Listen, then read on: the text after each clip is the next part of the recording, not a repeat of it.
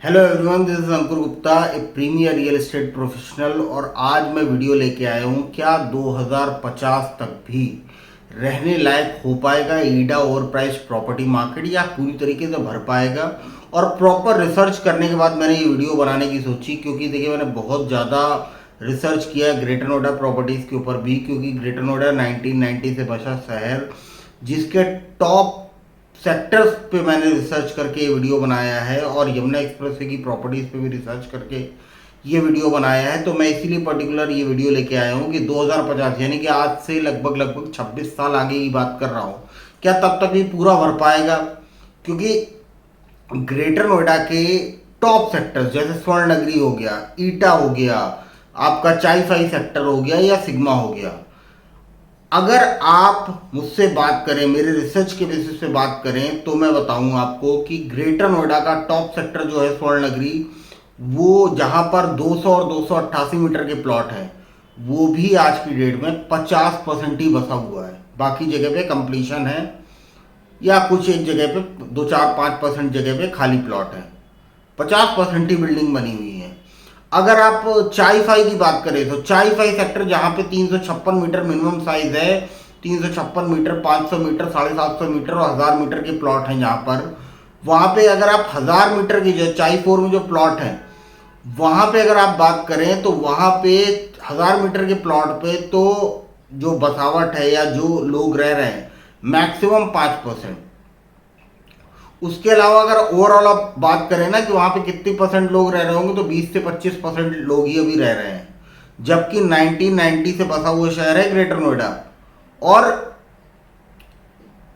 अभी ऑलरेडी इतना कम बसावट है क्योंकि बड़े प्लॉट हैं उस सेक्टर्स में। अब बाकी और सेक्टर्स की बात कर लेते हैं। ईटा, ईटा में कितना है? ईटा में साइज है 200 मीटर, 300 मीटर, 500 मीटर और 1000 मीटर। वहां पे भी 30-40% से ज्यादा बसावट नहीं है। अब सिग्मा की बात कर लेते हैं। सिग्मा 1, सिग्मा 2, यहाँ पे 300 और 500 मीटर के प्लॉट हैं। सिग्मा 3 में आपके 200 मीटर के बिल्डअप हाउस हैं अथॉरिटी स्ट्रक्चर, और सिग्मा 4 में 220 मीटर के बिल्डअप हाउस हैं अथॉरिटी स्ट्रक्चर के। वहां पे भी कितनी बसावट है? 40 से 50%।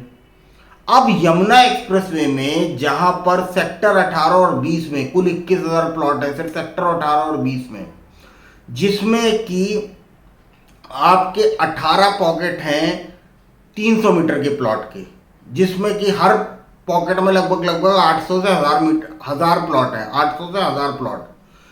5 पॉकेट हैं आपके 500 मीटर के, जिसमें कि 800 से 1000 मीटर के प्लॉट हैं। 3 पॉकेट हैं आपके 1000 मीटर के, उसमें भी लगभग 800 से 1000 प्लॉट हैं। एक पॉकेट है 2000 मीटर का, और एक पॉकेट है 4000 मीटर का। तो 21,000 प्लॉट तो सिर्फ सेक्टर 18 और 20 में रेसिडेंशियल प्लॉट की बात कर रहा हूं। इसके अलावा सेक्टर 16, सेक्टर 17, सेक्टर 22 जी में आपके छोटे साइज के प्लॉट्स भी हैं। 60 मीटर, 120 मीटर, 200 मीटर, 162 मीटर, इस साइजेस के भी हजारों प्लॉट्स हैं। इसके अलावा यमुना अथॉरिटी के पास इतनी लैंड है कि वो बहुत सारे, अभी बात आप सुन रहे होंगे, यूट्यूब पे भी कई लोग वीडियोस बना रहे हैं कि 3 नई सिटीज बन जाएंगी। भाई, जब अभी ग्राउंड पे लोग ही नहीं हैं तो कहाँ से आप सिटीज बना लोगे?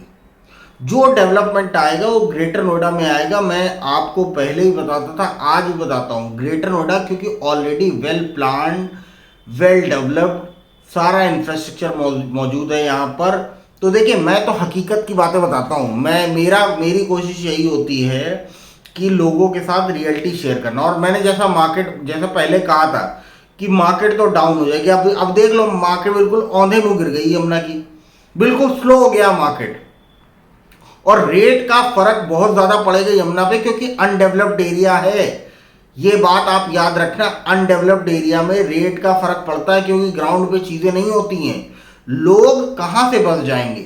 आपको मैंने ग्रेटर नोएडा का एग्जांपल दिया, आपको मैंने यमुना एक्सप्रेसवे का एग्जांपल दिया। ग्रेटर नोएडा के टॉप सेक्टर्स की बात की मैंने, स्वर्ण नगरी, सिग्मा, ईटा, चाई फाई सेक्टर्स की बात की। ऑन एन एवरेज अगर आप देखेंगे तो 40 से 50% की बसावट है मैक्सिमम। और जबकि 1990 से बसा हुआ शहर ऑलमोस्ट 35 साल होने जा रहे हैं। तो यमुना एक्सप्रेसवे में अगर आप बात करें ना ओवरऑल बसावट की, कि कितने परसेंट लोग रह रहे हैं, तो अभी 1% भी आदमी नहीं रह रहा अगर आप पूरे प्लॉट्स का कंपैरिजन कर लें। कंप्लीशन कितनी जगह पे है? तो 5% प्लॉट्स पे भी कंप्लीशन नहीं, खाली प्लॉट पड़े नितान जंगल अभी। और रेट क्यों बढ़ रहे हैं वो मैंने कई वीडियोस में बता दिया था कि कैश के कच्चे पैसे के दाम पे चल रहा था वो मार्केट।